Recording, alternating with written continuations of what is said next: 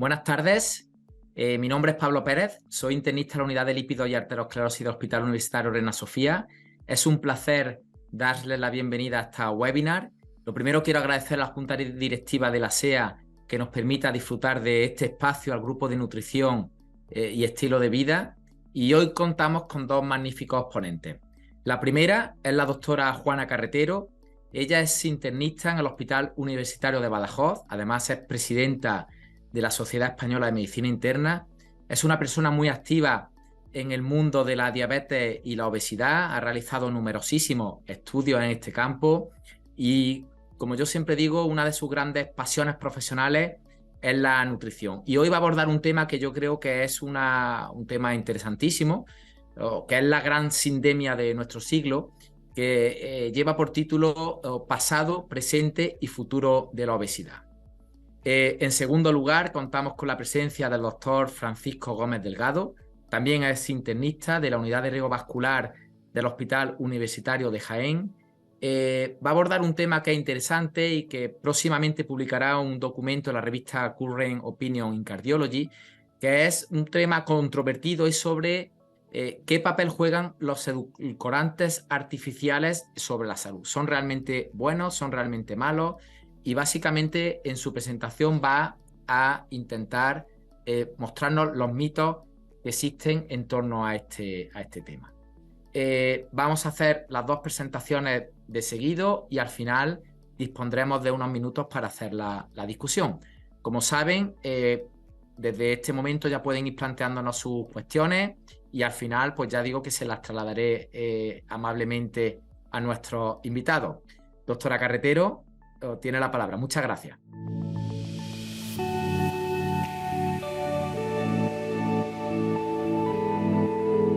Bueno, muchas gracias, Pablo. Muchas gracias a la SEA por invitarme hoy a participar en este seminario y, bueno, agradecerle, como no, a Pablo Pérez la confianza y la invitación a compartir este rato de ciencia. Vamos a hablar hoy, como nos ha comentado Pablo, de cuál es el pasado, el presente y el futuro del tratamiento de la obesidad, ¿no? O pasado, presente y futuro del tratamiento de las personas que viven con obesidad. Bueno, yo soy Juana Carretero, soy internista y trabajo en el Hospital Universitario de Badajoz y ahora actualmente pues soy la presidenta de la Sociedad Española de Medicina Interna. Aunque esta sesión pues no está patrocinada y no recibimos ningún tipo de remuneración, estos son mis conflictos de intereses. Y el principal conflicto de interés que tengo pues es sobre todo en insistir y en conseguir que la obesidad sea declarada en España como enfermedad crónica. La obesidad está declarada como enfermedad crónica por la mayor parte de los organismos internacionales, está así reconocido desde el 2021 por la Comisión Europea. Sin embargo, en España aún no hemos conseguido que se reconozca como tal. La prevalencia de obesidad para los próximos años, actualizadas hace recientemente en el World Obesity Atlas del 2023, pues la verdad es que son impresionantes, con un crecimiento exponencial de las cifras de prevalencia, tanto en adolescentes, de forma muy preocupante, como en adultos. Y en España, donde en el pasado World Obesity Atlas nos decían que para el 2030 habría una prevalencia de obesidad del 29,4%, con una incidencia anual en los niños con un crecimiento exponencial del 2%, sin embargo las previsiones han empeorado en este último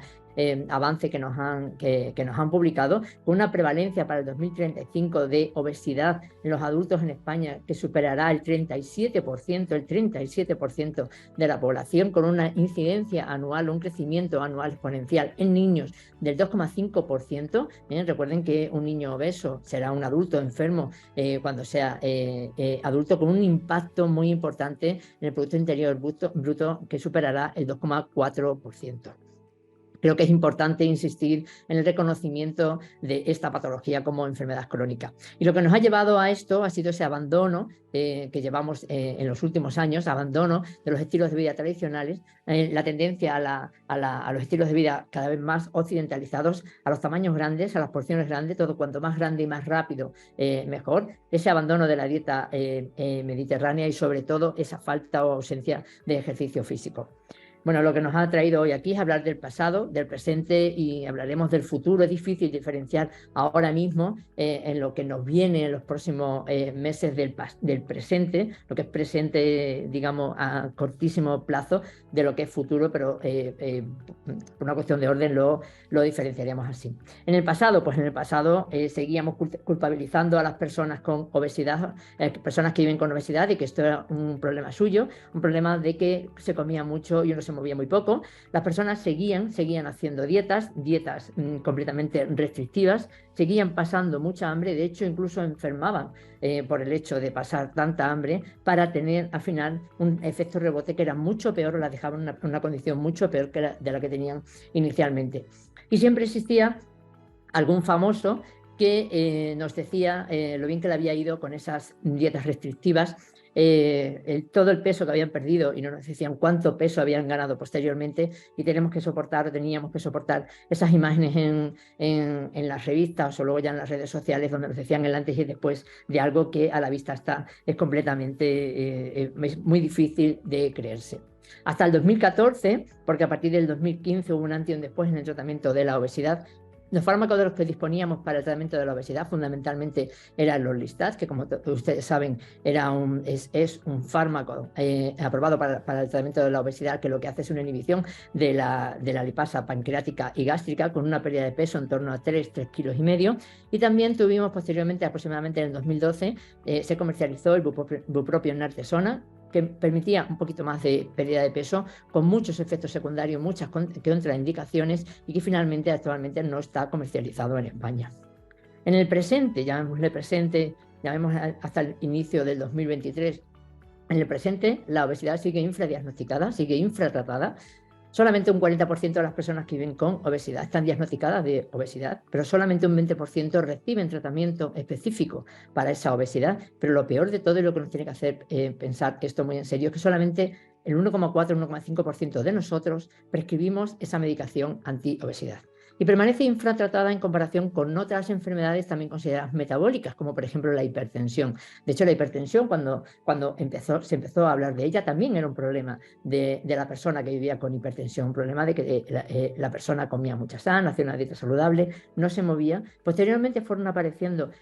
medicaciones para el tratamiento de la hipertensión, y actualmente pues ustedes saben que hay más de 120 antihipertensivos que se pueden utilizar. Y sobre todo permanece infratratada con el paradigma de la enfermedad metabólica, que es la diabetes tipo 2. De hecho, a nadie se le ocurriría pensar que uno tiene un paciente con una diabetes tipo 2, una persona con diabetes tipo 2, y no ponerle tratamiento. De hecho, el 85-90% de las personas con diabetes tipo 2 tienen tratamiento, y solamente el 2% de las personas con obesidad tienen tratamiento específico para la obesidad. Luego, la obesidad necesita ser reconocida como tal, necesita ser monitorizada, necesita un abordaje preventivo, un tratamiento específico en las personas que esté indicado, y basado en un sistema, ¿no? En una estrategia. Y esa estrategia debe estar basado en un nuevo concepto de la obesidad. La obesidad no es solamente un problema de un exceso de masa corporal, sino que es una obesidad crónica basada en un exceso de adiposidad. Y es esa adiposidad la que tenemos que tratar. Y sobre esa adiposidad influyen otros muchos factores genéticos, factores ambientales, que hacen que se desarrolle la obesidad, que se puede manifestar en mi persona de muchas maneras. Puede ser una persona con una sensibilidad a la insulina mantenida, y tener fundamentalmente problemas biomecánicos y complicaciones psicológicas muy importantes, porque llevan un detrimento muy importante de la calidad de vida de mi persona. O bien la persona puede tener una insulinoresistencia que lleve a unos condicionantes metabólicos, la diabetes tipo 2, la prediabetes, la dislipemia, el síndrome metabólico, que al final conlleve a la aparición de una enfermedad cardiovascular terminal. Y para cada uno de esos estadiajes necesitaré un tratamiento con una pérdida de peso diferente en cada uno de ellos, pero sobre todo basado en estilo de vida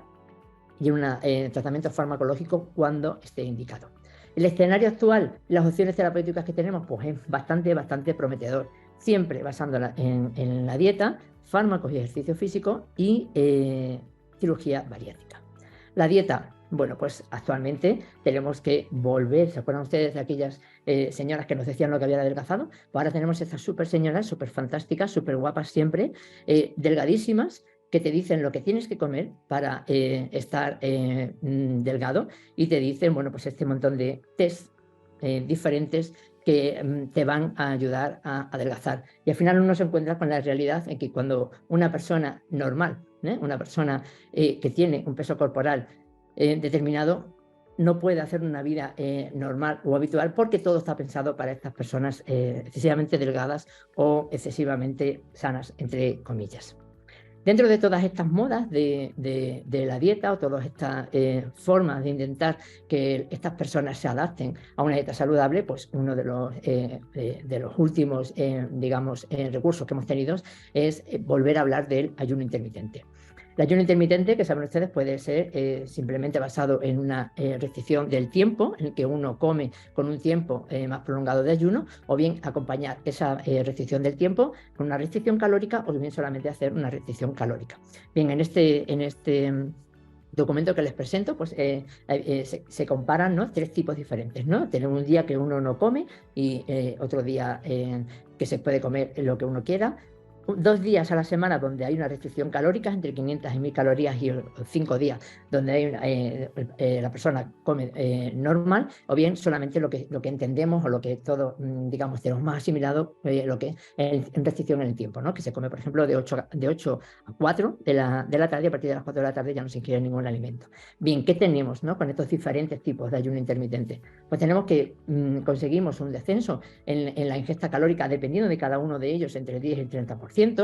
que ingerimos más o menos los mismos macronutrientes, pero ojo con los micronutrientes, que podemos tender a un déficit del mismo. Obtenemos una moderada pérdida de peso con cada uno de ellos, entre el 4 y el 8%, fundamentalmente a expensas de masa grasa subcutánea y, ojo, a expensas de masa muscular, no tanto como a descenso de grasa visceral. Tiene un papel más o menos neutro sobre la inflamación, sí, sobre el estrés oxidativo. Dependiendo de cada uno de ellos, veremos posteriormente un descenso sobre los factores de riesgo cardiovasculares, la hipertensión, la dislipemia, los triglicéridos, y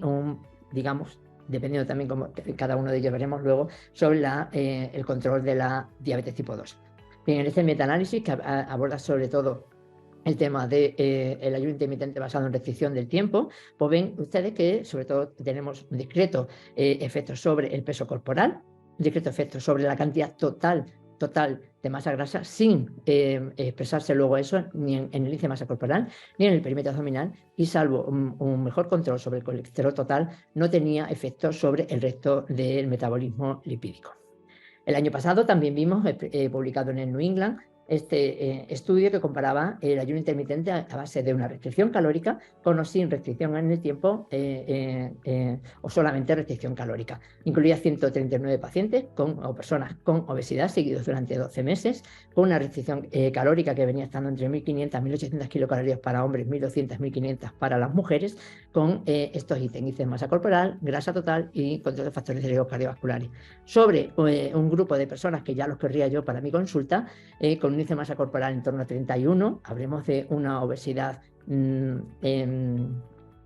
leve, ¿vale?, con una expresión, ¿no?, de grasa total en torno al 38%, si consideraríamos que son obesos por exceso de grasa corporal, con un buen control tanto glucémico como de los factores de riesgo cardiovasculares. Y si ven ustedes que pasó durante los 12 meses,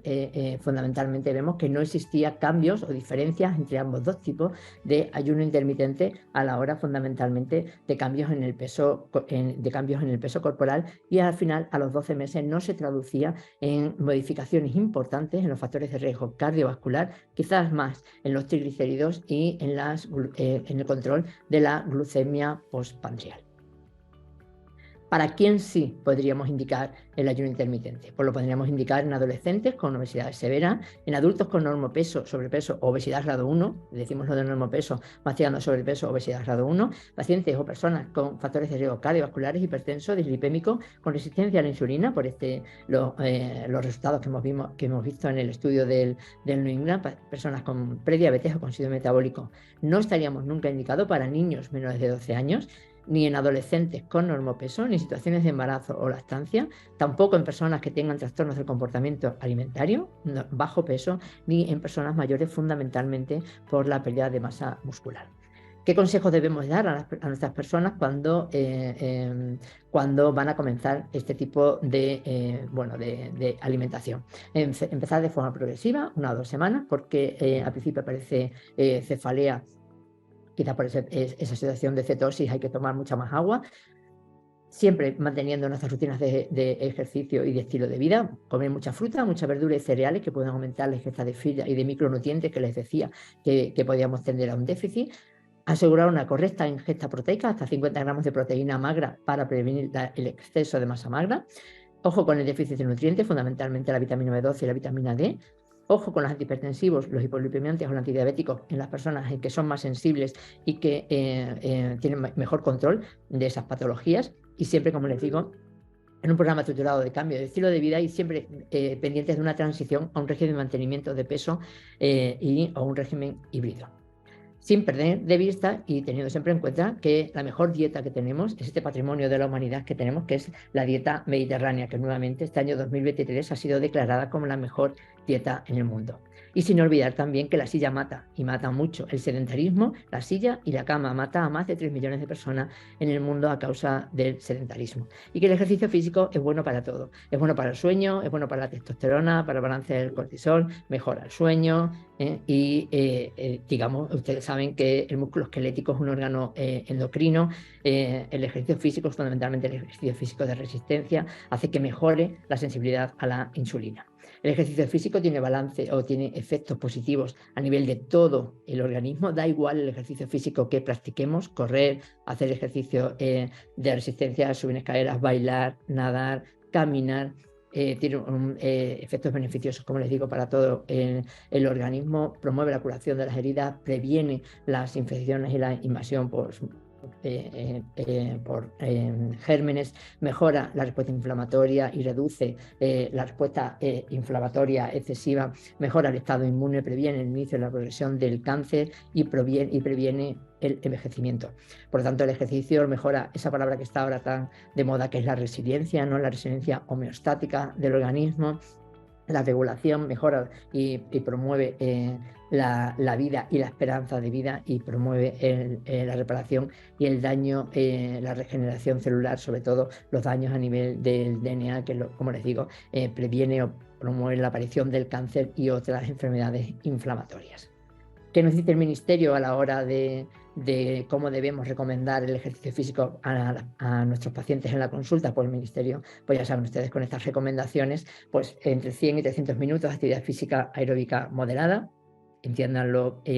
cada uno como considere, entre 75 y 150 minutos de actividad física vigorosa, una combinación de ambas o bien un poquito más. Nosotros, desde la Sociedad Española de Medicina Interna y desde el Grupo de Diabetes, Obesidad y Nutrición, pues hemos elaborado una serie de infografías que tienen ustedes a su disposición, donde aparte de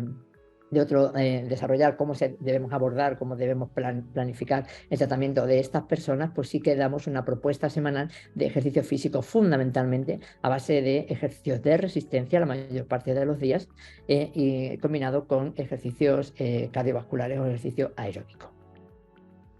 La otra pata de la mesa del tratamiento actual es la cirugía metabólica. Miren, la anterior guía de la IFSO era de 1991, han tenido que pasar 30 años, que son muchos años, para poder actualizar las guías. En estos 30 años hemos avanzado mucho en el tratamiento, en el conocimiento de la obesidad, de la cirugía metabólica. Ha aumentado mucho la experiencia de los cirujanos, y los datos a largo plazo nos hablan de la seguridad, la eficacia y de la durabilidad de este tratamiento. Actualmente, como les digo, las indicaciones han cambiado. La cirugía metabólica se recomienda a toda persona que vive con obesidad, con un índice de masa corporal por encima de 35, independientemente de las presencias de comorbilidades. En personas con diabetes tipo 2 con un índice de masa corporal por encima de 30, en algunos individuos con índice de masa corporal entre 30 y 35 que no obtienen una pérdida de peso mantenida, sostenible y sobre todo saludable, que mejore sus comorbilidades con métodos no quirúrgicos. Es un tratamiento efectivo para obesidades severas en pacientes que van a ser sometidos a otro tipo de cirugía, por ejemplo, las artroplasias de rodilla, las reparaciones de las paredes abdominales, las reparaciones de la hernia o trasplantes de órganos, también para aquellas otras personas que no consiguen controlar sus enfermedades asociadas, por ejemplo, la insuficiencia cardíaca o las personas con fibrilación auricular. No debe existir y no existe el límite de edad para indicar la cirugía bariátrica a las personas. Las personas mayores pueden beneficiarse de una cirugía bariátrica siempre dentro de un equipo multidisciplinar donde se valoren las comorbilidades y la fragilidad de esas personas. Se debe hacer un seguimiento cercano, también en niños con índice de masa corporal por encima del 120% del percentil 95, con comorbilidades o más del 140% del percentil 95, siempre dentro de un equipo multidisciplinar. Ese equipo multidisciplinar es el que tiene que valorar los factores de riesgo y el riesgo operatorio del paciente, y la última decisión, la debe tener siempre el cirujano. Y dicen en estas guías que la obesidad severa es una enfermedad crónica que requiere un seguimiento a largo plazo después de la cirugía y que debe incluir tanto a los cirujanos como a un resto de equipo que trate las comorbilidades y las complicaciones, fundamentalmente, saben ustedes, de malabsorción, de déficit vitamínico en estas personas. Ya les digo que la cirugía también ha avanzado mucho en esta reciente revisión que está publicada hace apenas un mes en el Lancet. Vemos los diferentes tipos de cirugía, tanto cirugía endoscópica, la implantación de balones, como el sleeve gástrico o los bypass con sus correspondientes complicaciones, fundamentalmente complicaciones en las técnicas quirúrgicas y sobre todo fundamentalmente complicaciones a largo plazo, sobre todo con los bypass, problemas de aparición de colelitiasis o déficits nutricionales. Y recuerden que la obesidad, fundamentalmente por la pérdida de peso tan importante, perdón, la cirugía bariátrica, por la pérdida de peso tan importante que conlleva, previene o controla los factores de riesgo cardiovasculares y hace que el paciente tenga mayor riesgo de desarrollo de enfermedades cardiovasculares, insuficiencia cardíaca, fibrilación auricular o ictus. Y ven que la cirugía bariátrica mejora o disminuye, ¿no?, el riesgo de aparición de todas estas comorbilidades, excepto la fibrilación auricular, que aunque existe una tendencia positiva, no alcanzó la significación estadística. Y les dije que en el 2015 era un antes y un después en el tratamiento de la obesidad, porque en el 2015 apareció y se aprobó para la misma un GLP-1, el liraglutide a dosis de 3.0, que supuso, como les digo, un antes y un después en el tratamiento de estas personas. ¿Por qué? Porque se entendía el tratamiento de la obesidad como no una cuestión de exceso gasto-beneficio, sino el uso de fármacos que tuvieran un efecto a nivel de varios de los sistemas que pudieran controlar o ayudar a esa persona a perder peso. Como les digo, el liraglutide 3.0, que es el único tratamiento, el único GLP-1 ahora mismo indicado y aprobado con su uso en España para el tratamiento de la obesidad, en todo su programa de desarrollo clínico SCALE. Ven ustedes la pérdida de peso tan importante, en torno al 5 al 10% del peso corporal total que se vio en las personas en cada una de las situaciones, y sobre todo, y muy importante, el mantenimiento del peso a 56 semanas. Sobre todo ese peso a costa de descenso de la masa grasa total, de la masa grasa abdominal y de la masa grasa en miembros inferiores. Les presento también un metaanálisis que está recientemente publicado hace un par de semanas en Diabetes, Obesity and Metabolism, y ven ustedes lo mismo, el efecto del liraglutide sobre la grasa visceral y la grasa ectópica en adultos con obesidad. Ven en esta primera imagen que les muestro el efecto tan beneficioso sobre la reducción en la grasa visceral, hasta un 28% de reducción de la grasa visceral, y en esta otra imagen, sobre todo en el panel A, B y C, el efecto sobre la reducción de grasa a nivel hepático en la A y en la B, tanto en personas con diabetes como en personas sin diabetes, y ven sobre todo en personas sin diabetes, mucho más efecto que en personas con diabetes, y en el panel C sobre la grasa epicárdica, tan importante a la hora de desarrollo, por ejemplo, de la fibrilación auricular o la insuficiencia cardíaca con fracción de eyección preservada. Y el futuro ¿qué nos depara el futuro? Pues como les digo, hablar de futuro, vamos a quedar que nos quedamos del 2022 para atrás y del 2022-23 para adelante hablaremos de futuro. En el futuro, pues en el futuro las nuevas tecnologías nos predicirán correctamente qué personas tienen mayor riesgo de desarrollo de obesidad, con lo cual podremos atajar ese problema cuanto antes mejor, y nos dirán también, en función de la edad, del peso, de la actividad física, de otros muchos parámetros, nos dirán qué tipo de comida debe tomar esa persona. Digamos, haremos también una nutrición mucho más personalizada. Porque esa nutrición personalizada es muy importante, porque todas las personas que viven con obesidad, como todos nosotros, no son iguales. Y cada uno tiene quizás un exceso de alimentación o un exceso, digamos, calorías finales por cuestiones diferentes. Porque tengan un aumento en la ingesta, muchas veces se come de forma consultiva, pues tenga mucha hambre, problemas de saciedad, problemas de alimentación emocional, o bien el problema sea que esa persona gaste poca energía, bien por inactividad física, por escaso ejercicio físico, o bien porque tenga un metabolismo basal por cualquier circunstancia, digamos, más lento que otras personas, ¿no? Entonces vemos que si uno aborda esas personas o el tratamiento de esas personas de una forma personalizada, basada fundamentalmente en el sexo, si son hombres o son mujeres, y sobre todo en el patrón alimentario que tienen, se obtiene mucha mayor pérdida de peso que si tratamos a todas las personas igual. No traten a esas personas sacando una dieta del cajón en un papel y entregándosela como si fuese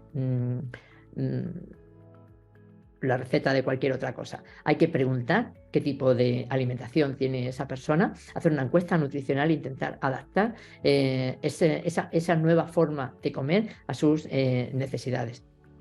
Y como les digo, pues actualmente en el futuro asistiremos o estamos asistiendo bueno, pues a una explosión de esos nuevos fármacos, esos fármacos que se comen, ¿no? Que se comen el peso, y que en los próximos meses veremos, esperemos, tendremos aprobado en España para el tratamiento de la obesidad. El primero que empezó a publicar sus resultados y que está aprobado para su uso tanto en Estados Unidos como en Europa, no todavía en España para su uso, es semaglutide a dosis de 2.4, que es diferente al GLP-1 que utilizamos para el tratamiento de la diabetes tipo 2. Y ven ustedes la pérdida de peso tan importante, tantos por ciento, hasta el 15% del peso corporal en 68 semanas.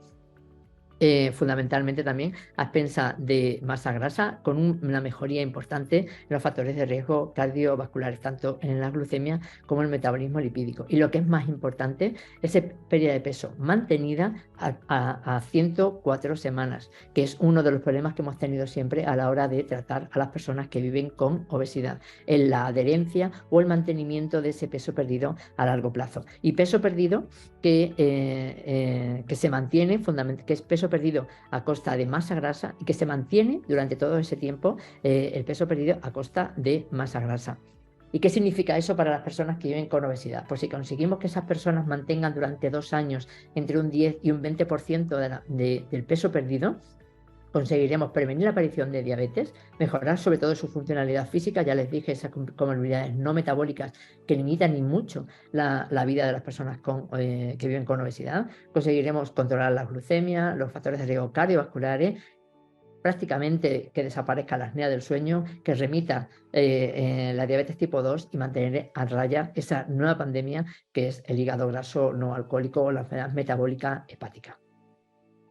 Y también hemos visto resultados igualmente beneficiosos, 15% de pérdida de peso corporal a 68 semanas en adolescentes. Ya les dije el importante problema que va a suponer la gran carga de obesidad que estamos viendo en niños y en adolescentes para los próximos años. Pero esto es un trabajo en equipo, es un trabajo en equipo, como debemos formar los equipos en nuestros hospitales,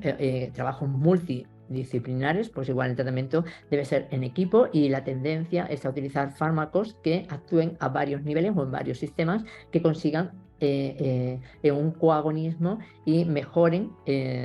sobre todo al final, la respuesta a la pérdida de peso. Van a venir muchos, quizás los más cercanos, los agonistas de la amilina y los coagonistas, ¿no? El coagonista, el tirzepatide, coagonista GLP-1/GIP, y también ya en estudio un agonista semaglutide,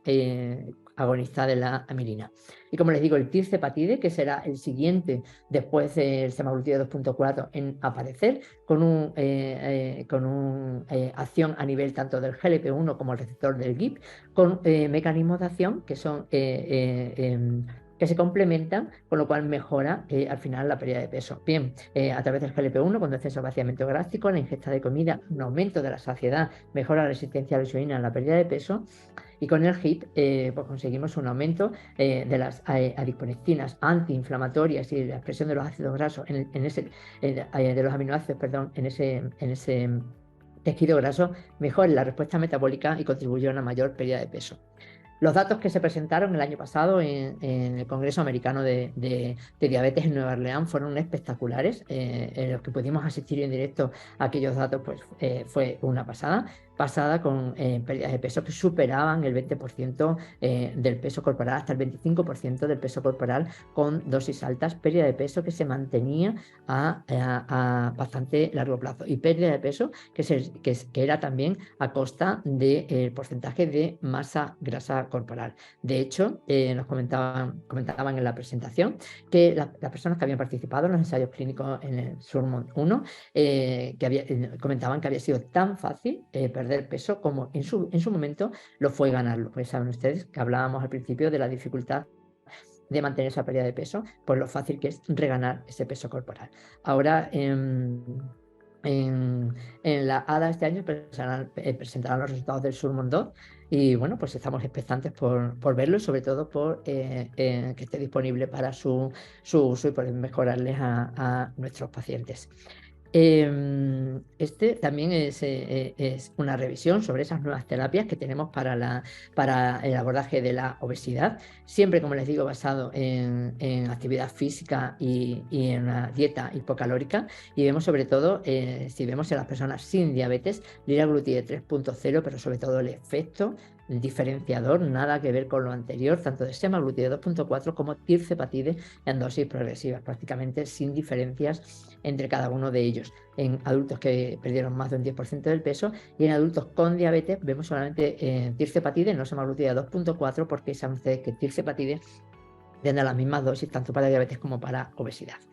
Y en personas que pierden más del 15% de su peso, pues igual en personas sin diabetes, ven ustedes que prácticamente no hay diferencia a dosis altas entre semaglutide 2.4 o incluso tirzepatide a las dosis más altas, y la respuesta en adultos con diabetes.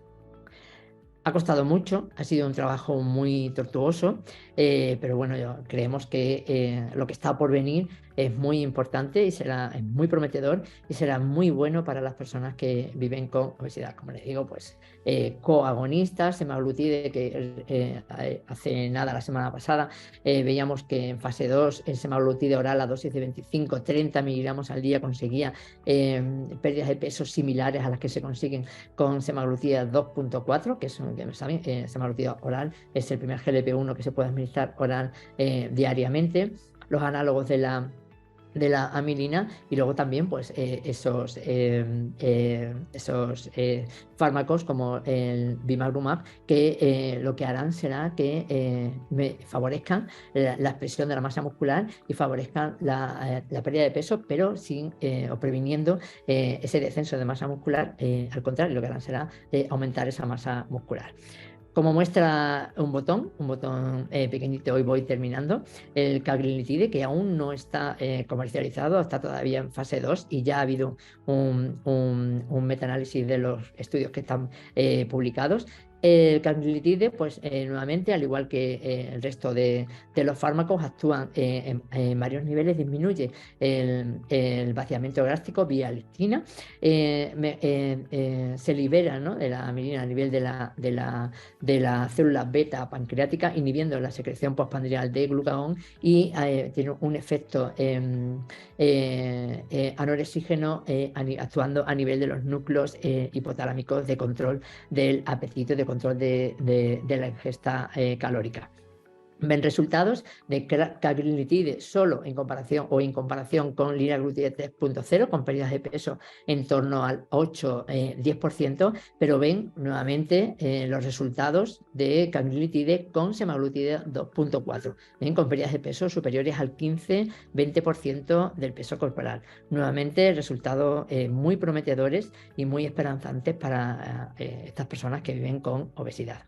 Les voy a poner en un momento. Los españoles dan por perdido el 2023 y empezarán la dieta en 2024. Apenas 36 horas después de haber comenzado el nuevo año, los españoles consideran que ya no merece la pena intentar hacer dieta porque solo han aguantado 12 horas comiendo sano y el año ya está perdido. Los ciudadanos comprobaron cómo su plan de anoche de cenar solo un yogur quedaba arruinado tras comerse primero un bocadillo pequeño, luego un bocadillo de tamaño normal y finalmente una pizza. Los planes para empezar a ir al gimnasio se quedan para 2025 porque conviene ser realistas. Conviene ser realistas y conviene saber dónde estamos y cuánto trabajo queda por delante. No olvidemos que la obesidad es una enfermedad y tenemos que luchar para que así se reconozca. Hay que tratar a estas personas con la dignidad y el respeto que merecen, como cualquier otro paciente, y darles o intentar que tengan el mejor tratamiento posible. Y nada, muchas gracias.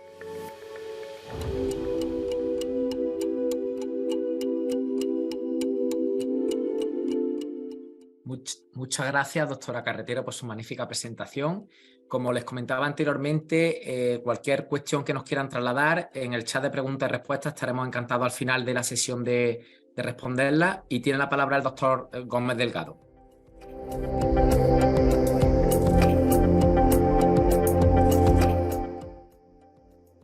Muchas gracias, Pablo, por la presentación. Para mí es un placer participar en los seminarios de la Sociedad Española de Aterosclerosis, en especial en el grupo de nutrición y estilo de vida, por el bagaje y por la importancia que tiene para mí. También es un placer acompañar a la doctora Carretero por su figura en el conocimiento de la obesidad en nuestro país y dentro de la especialidad de medicina interna. Y el título de mi presentación hablará de edulcorantes artificiales y los mitos que tienen de su impacto para la salud.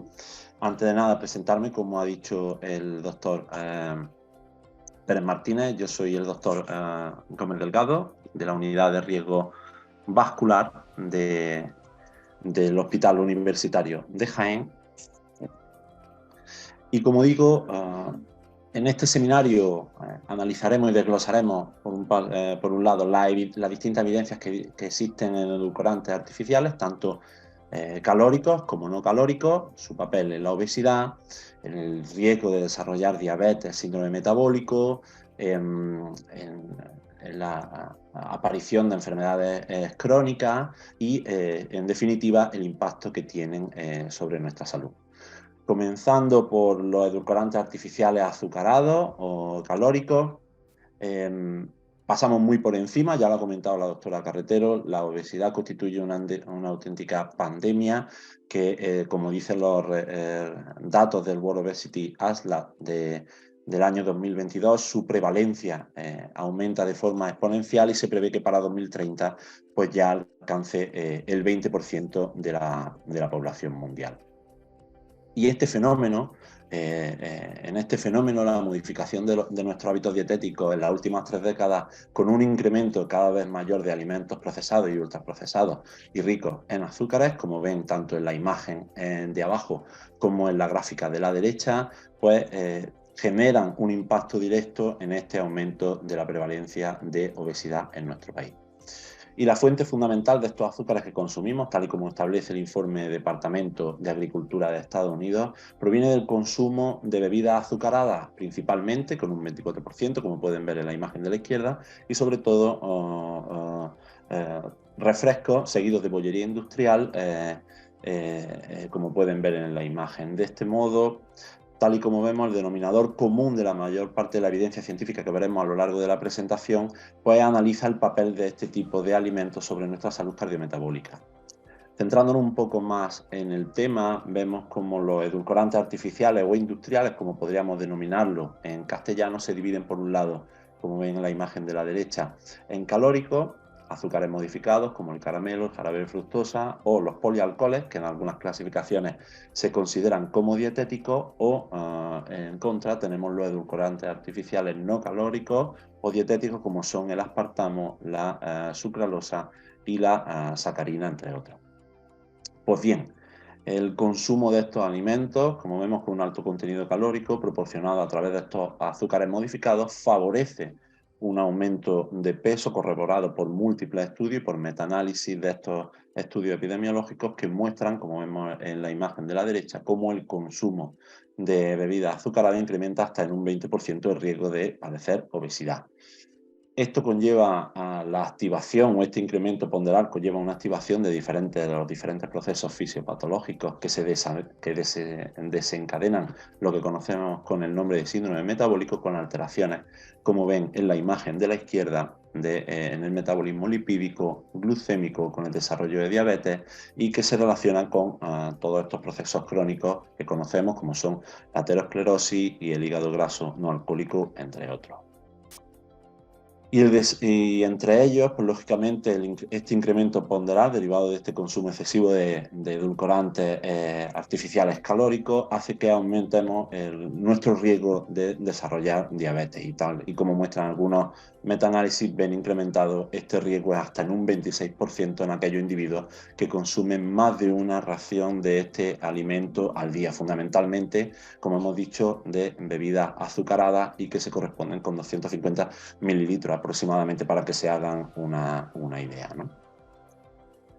Y cuando analizamos la evidencia científica, como digo, la mayor parte engloba el consumo de bebidas azucaradas y su impacto a nivel cardiometabólico, no solo observamos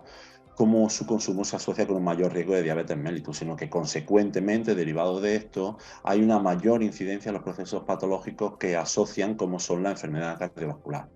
Y como veremos repetidas veces también a lo largo de la presentación, es muy interesante también el hecho de que se produce un efecto dosis-respuesta, de manera que a mayor consumo de estos alimentos o bebidas azucaradas, mayor incidencia de los distintos endpoints que analizan los metaanálisis, como este publicado en 2021 en la revista Nutrient, en donde cada ración adicional de bebidas azucaradas implicaba en estos individuos un aumento de riesgo del 27% para desarrollar diabetes mellitus, un 9% para la enfermedad cardiovascular y un 10% para la mortalidad por cualquier causa, tal y como podemos ver en la gráfica de la parte inferior.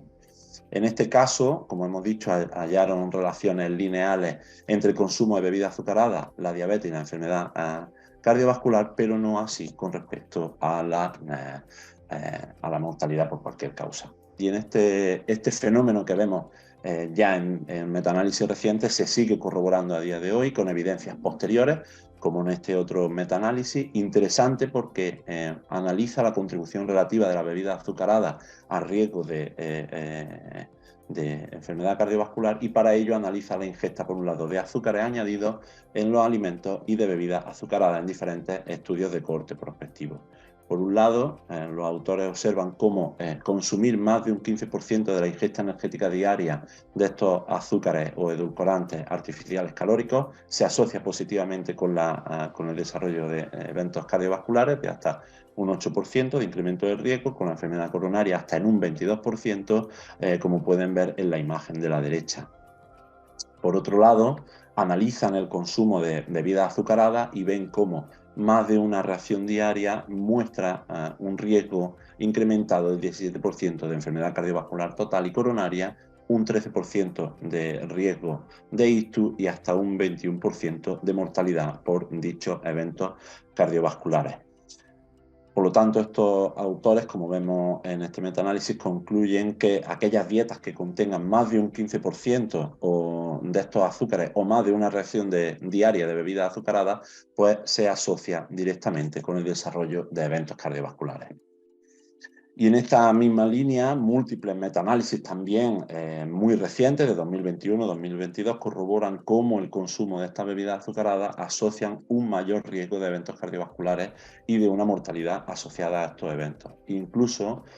a diferencia de lo que veíamos anteriormente, con este efecto que hablamos de dosis-respuesta.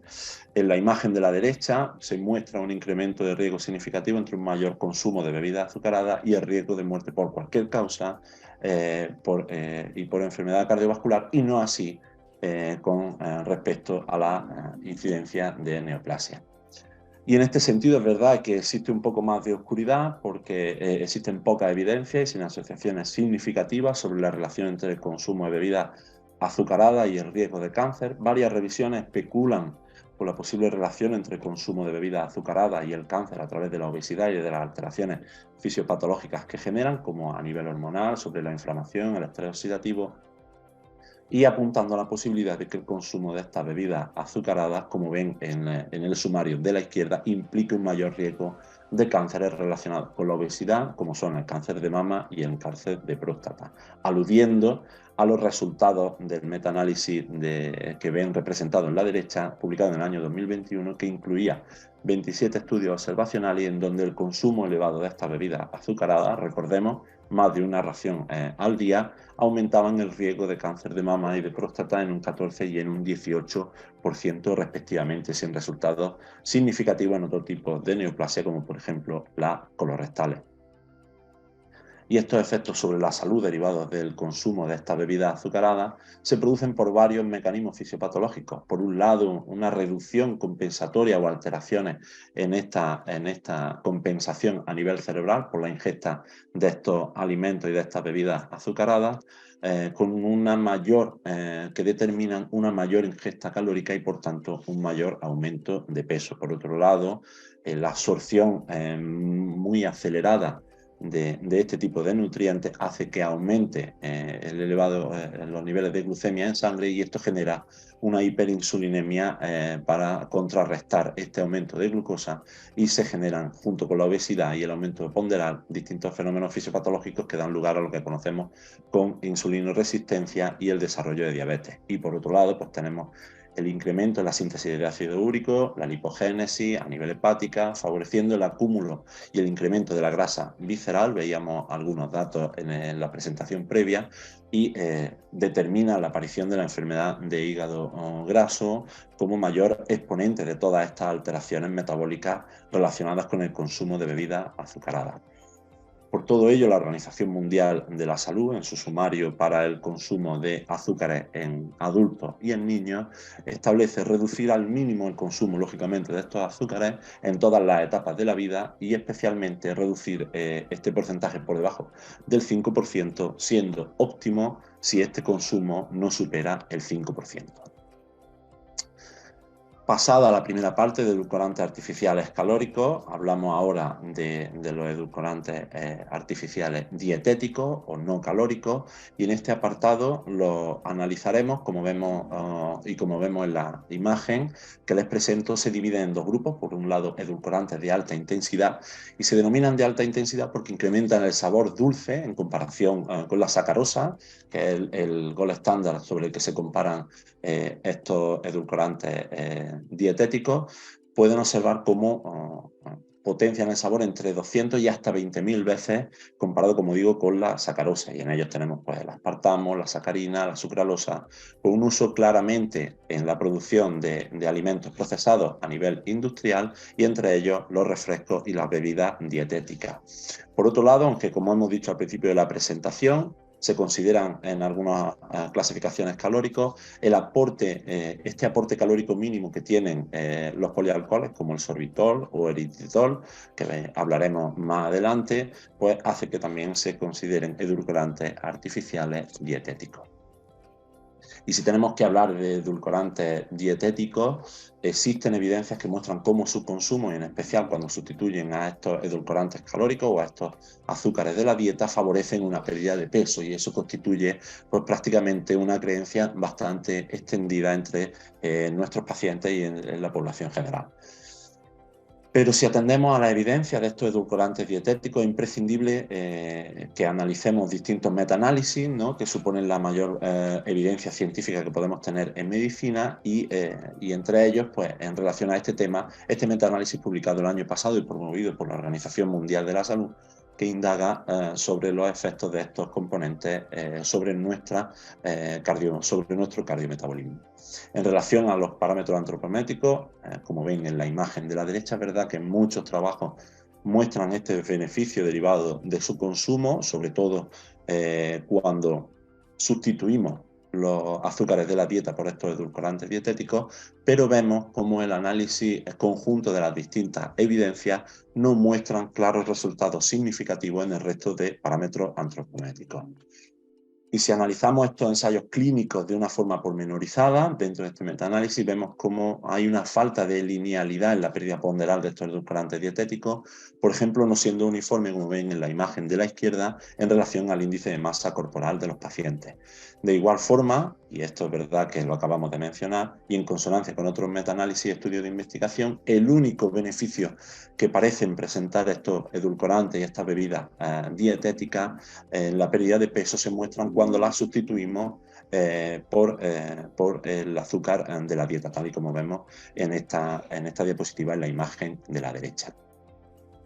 Y de igual forma, si analizamos dentro de este metaanálisis, como digo, publicado el año pasado, de forma conjunta, los distintos estudios que analizan los efectos de estos edulcorantes dietéticos, por ejemplo, sobre el índice de masa corporal, los diferentes ensayos clínicos, no encontramos claramente y de forma lineal reducciones significativas del índice de masa corporal, salvo, como ven de nuevo en la imagen de la derecha, cuando sustituimos el azúcar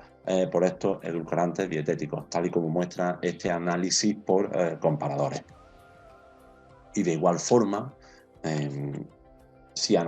seguimos analizando metaanálisis recientes como este publicado hace justo un año y que analiza los distintos ensayos clínicos de más de 2 semanas de intervención, publicado hasta diciembre de 2021 y que incluían pacientes importantes con sobrepeso y obesidad, muestran por un lado una reducción significativa del peso, del índice de masa corporal, del porcentaje de grasa. Sin embargo, este beneficio no muestra un efecto secundario en la mejoría del resto de factores de riesgo cardiometabólico, tanto a nivel lipídico como glucémico, como tensión arterial, como pueden ver. Y este otro metaanálisis, también en este caso de estudios observacionales, publicado en Diabetes Care de 2022, mostraba cómo sustituir las bebidas azucaradas por bebidas dietéticas reducía el peso y la incidencia de obesidad, pero en este caso no presentaba efectos beneficiosos en otros parámetros, como por ejemplo el porcentaje de grasa corporal. Y tal y como muestran y se indica abajo, estos autores indican que existen limitaciones derivadas de la heterogeneidad de los resultados que existen en los distintos estudios que analizan estos endpoints. Pero lo que sí, cuando uno analiza qué pasa con el consumo de bebidas dietéticas y de edulcorantes no calóricos con relación al riesgo de desarrollar diabetes y síndrome metabólico, sí se muestra cómo el consumo de estos alimentos ejerce un efecto negativo a nivel metabólico, manifestado, como digo, en múltiples y recientes metaanálisis publicados en los últimos 3 años, como ven en la figura de la derecha, y en donde aumenta el riesgo de desarrollar diabetes mellitus entre un 18 y un 24%, e incluso el riesgo de desarrollar síndrome metabólico hasta en un 44% en aquellos individuos que presentaban un consumo de bebidas dietéticas por encima de una ración al día, en comparación con aquellos que, por así decirlo, las guías y los distintos metaanálisis consideran que tienen un consumo reducido, es decir, inferior a una ración a la semana. Lógicamente, esto determina también, en la mayor parte de estos metaanálisis, que encontremos un efecto dosis-respuesta en el consumo de bebidas dietéticas y el desarrollo de diabetes mellitus y de síndrome metabólico.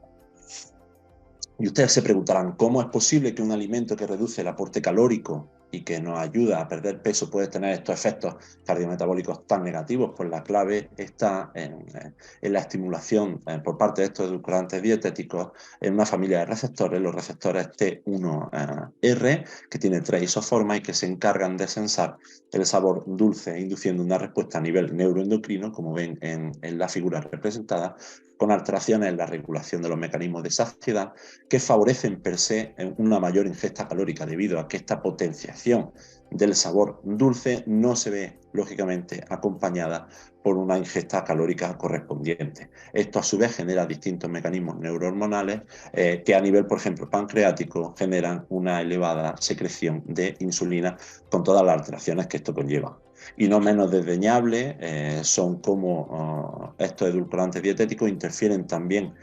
sobre nuestra microbiota intestinal, favoreciendo lo que se conoce con el nombre de disbiosis, que a su vez genera a nivel de nuestro organismo un estado proinflamatorio sistémico, un aumento del estrés oxidativo y un agravamiento de la situación de insulino resistencia que lleva a todos estos efectos perniciosos para la salud. Y estos efectos neuroendocrinos, como ven en esta diapositiva, derivados del consumo crónico de edulcorantes dietéticos, influyen ya desde la infancia en el riesgo de padecer obesidad y diabetes tipo 2. Por un lado, como acabamos de comentar, porque alteran la percepción del sabor dulce, ya que su sabor percibido, como hemos dicho, puede superar hasta en 20.000 veces al del azúcar, intensificando, como hemos dicho, la activación de estos mecanismos neurohormonales que determinan la fase a nivel cefálico, una cascada de señales hormonales anticipatorias que aumentan la secreción de insulina, producción de enzimas gástricas y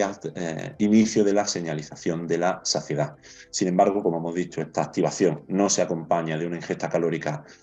adecuada, lo que conduce a alterar este mecanismo, esta sensación de saciedad y, en definitiva,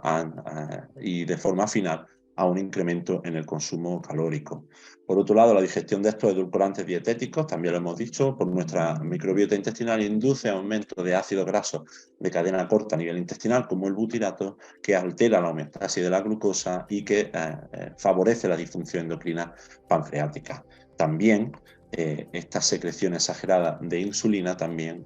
como digo, va a favorecer a la alteración en el metabolismo de la glucosa que llevan a estos individuos a desarrollar la diabetes mellitus.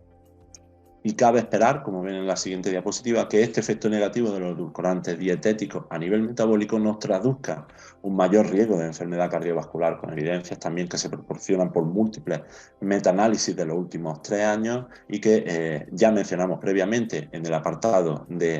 edulcorantes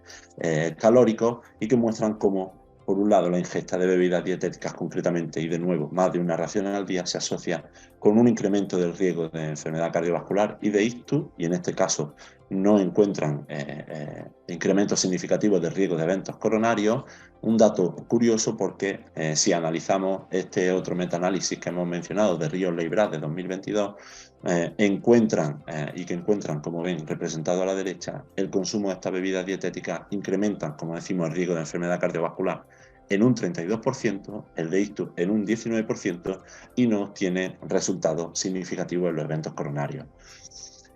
Este dato nos da muestra de que, aunque se intuye que la tendencia a medida que vayamos teniendo evidencias científicas es a un aumento significativo del riesgo de todas las formas de enfermedad cardiovascular, cuando se revisan los resultados de estos edulcorantes y alimentos dietéticos, vemos que las evidencias tienden a ser heterogéneas y que los efectos reales de estos compuestos sobre nuestra salud requieren una mayor investigación. De igual forma, también vemos en el consumo de bebidas dietéticas por encima de una ración al día, conlleva un incremento progresivo y significativo de la mortalidad por todas las causas y de la mortalidad por enfermedad cardiovascular, con un efecto dosis-respuesta. Y este aumento de riesgo de mortalidad es muy interesante. Evidencias como esta publicada en JAMA Internal Medicine en 2019, vemos como la mortalidad por cualquier causa derivada del consumo de bebidas dietéticas traduce y muestra evidencias consistentes independientemente de que el individuo realice o no actividad física, sea hombre o mujer, fume o no, o incluso independientemente de su índice de masa corporal. Pero como hemos dicho y como recalcamos a lo largo de toda la presentación, el impacto en la salud del consumo de estos edulcorantes artificiales requiere muchas más evidencias, como la que recientemente ustedes saben que se ha publicado en relación al eritritol y que ha causado un gran impacto en la opinión pública. Como les digo, este estudio que se publica a finales de 2023 y que analiza el efecto del eritritol sobre nuestra salud cardiovascular, tenemos que tener en cuenta que este eritritol se engloba dentro del grupo de polialcoholes y que se utiliza como edulcorante en la industria alimentaria, con la salvedad y con el dato curioso de que se produce también de forma endógena en nuestro organismo mediante la metabolización de la glucosa por la vía de las pentosas, con efectos claramente constatados a nivel de incremento de estrés oxidativo y a nivel protrombótico. Lo que fundamentalmente los autores realizan en este trabajo, por un lado un estudio observacional, muestran cómo los individuos que presentan niveles elevados de eritritol presentan una mayor incidencia de eventos cardiovasculares y de forma paralela realizan un ensayo sobre cultivos celulares in vitro que muestran cómo el eritritol aumenta la reactividad y la agregación plaquetaria. A pesar de estos resultados tan interesantes, pues el estudio tiene una serie de salvedades. Por ejemplo, los autores no analizan si este eritritol que tienen los individuos en la sangre provienen del consumo de bebidas o alimentos dietéticos o bien de la metabolización de otros alimentos ricos en azúcares. Y por lo tanto, pues nos permite establecer nuevas hipótesis a la hora de investigar el papel, como digo, de los edulcorantes y de los alimentos dietéticos sobre nuestra salud cardiometabólica, que aunque tiene un gran cuerpo de evidencia, requiere de mucha más luz a este respecto.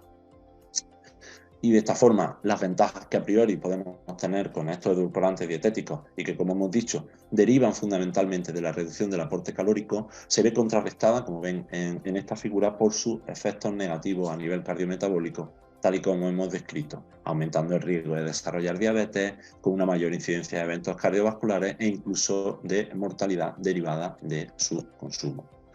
Y a modo de conclusiones, vemos que en los distintos endpoints, estos edulcorantes artificiales con respecto a la obesidad tienen una relación directa, en el caso de los alimentos azucarados por el incremento de peso, y en los dietéticos podemos observar que parecen reducir, por así decirlo, el peso cuando estos sustituyen a los azúcares. Con respecto a la diabetes y el síndrome metabólico, tenemos que ambos tipos de edulcorantes artificiales aumentan el riesgo de padecer ambos procesos patológicos. En el caso de los calóricos por el aporte de calorías, valga la redundancia, y por el incremento de peso, y en los dietéticos por estos efectos neuroendocrinos que analizábamos en la presentación. Con respecto a la enfermedad cardiovascular y el cáncer, en ambos casos aumento del riesgo de eventos cardiovasculares derivados de su consumo y con respecto a la neoplasia existe un poco más de heterogeneidad en los resultados, donde por un lado los calóricos parece que aumentan el riesgo de cánceres asociados a la obesidad, mama y próstata, como hemos visto en la evidencia, y con respecto a los dietéticos existe un poco más de oscuridad, por así decirlo, en este aspecto. Con respecto a la mortalidad, los azucarados aumentan, derivado de su consumo, el riesgo de mortalidad por cualquier causa, por eventos cardiovasculares e incluso por cáncer, y en el caso de edulcorantes, bebidas y alimentos dietéticos solo han mostrado fundamentalmente un aumento de riesgo de mortalidad total o por eventos cardiovasculares. Y como dato muy importante, derivado de todas estas recomendaciones y de todos estos metaanálisis, es importante establecer que existe un efecto dosis-respuesta en donde a partir de una ración al día de bebidas dietéticas tenemos más riesgo de tener todos estos problemas de salud, y en el caso de edulcorantes o alimentos de tipo calórico, superar el 15% del total de calorías también nos va a determinar un mayor riesgo de todos estos procesos patológicos. Pues esto es todo lo que quería decirles. Muchas gracias.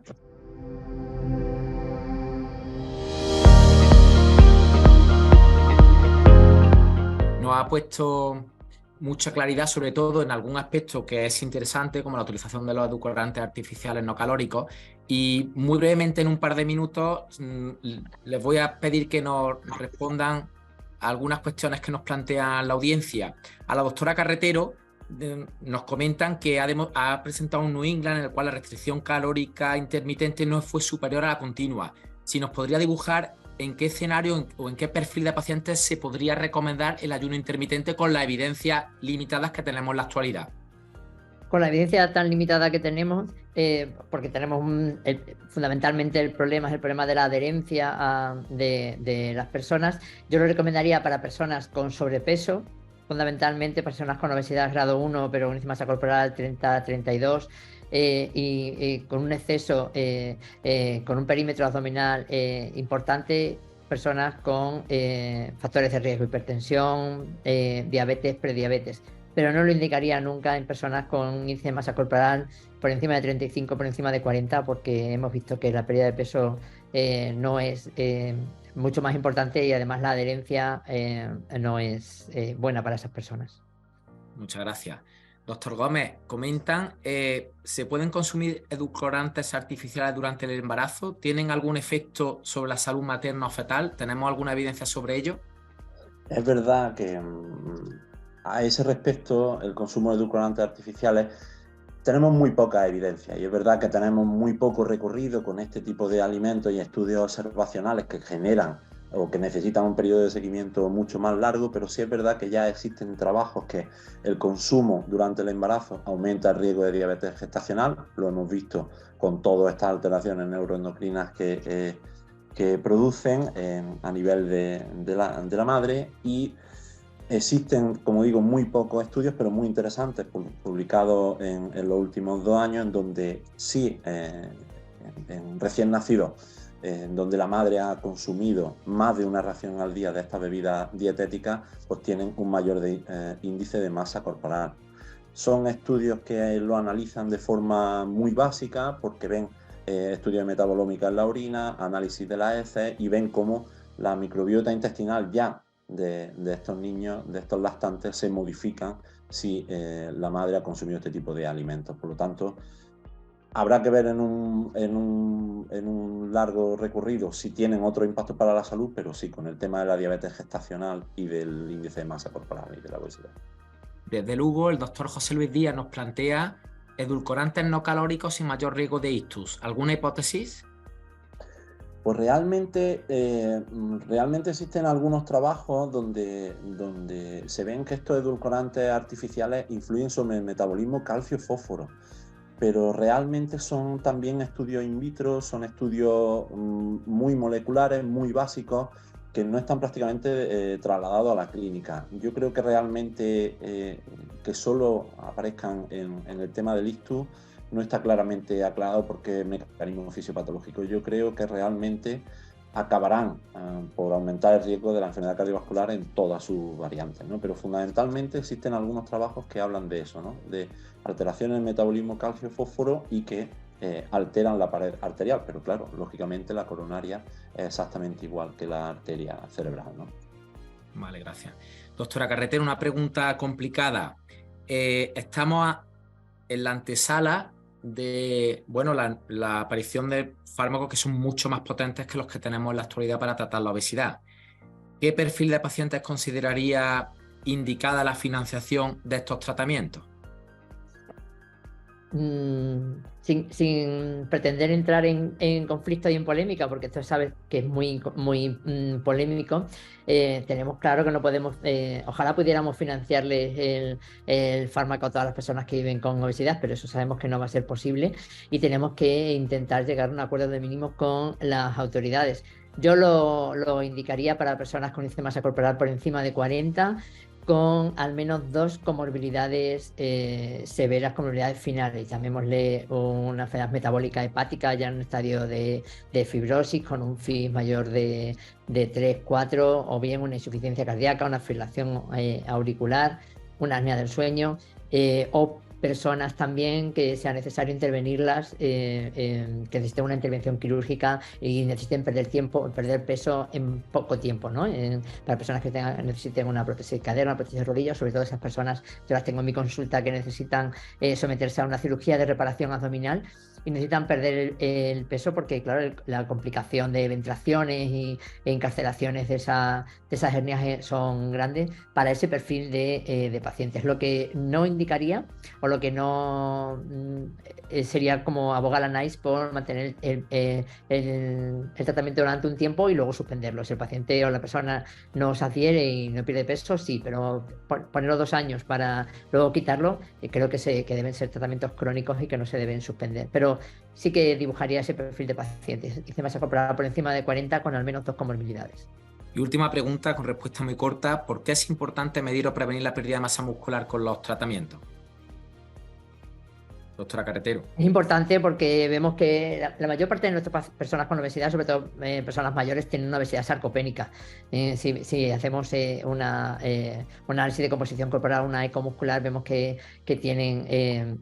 una obesidad sarcopénica. Con estos fármacos se pierde mucho peso en muy poco tiempo, pasa igual que con la cirugía metabólica. Y ese peso, si el paciente no está previamente adiestrado, si el paciente previamente no hace ejercicio físico y ha ganado masa muscular, ese peso es tanto de masa grasa como de masa muscular esquelética, que luego puede llevar a todas esas complicaciones que tenemos después de el paciente está asténico, el paciente y todas las comorbilidades que tenemos después. Entonces es fundamental que las personas previamente hagan ejercicio físico de resistencia, que es el único que hace que ganemos masa muscular, y que luego ya con el tratamiento la dieta tenga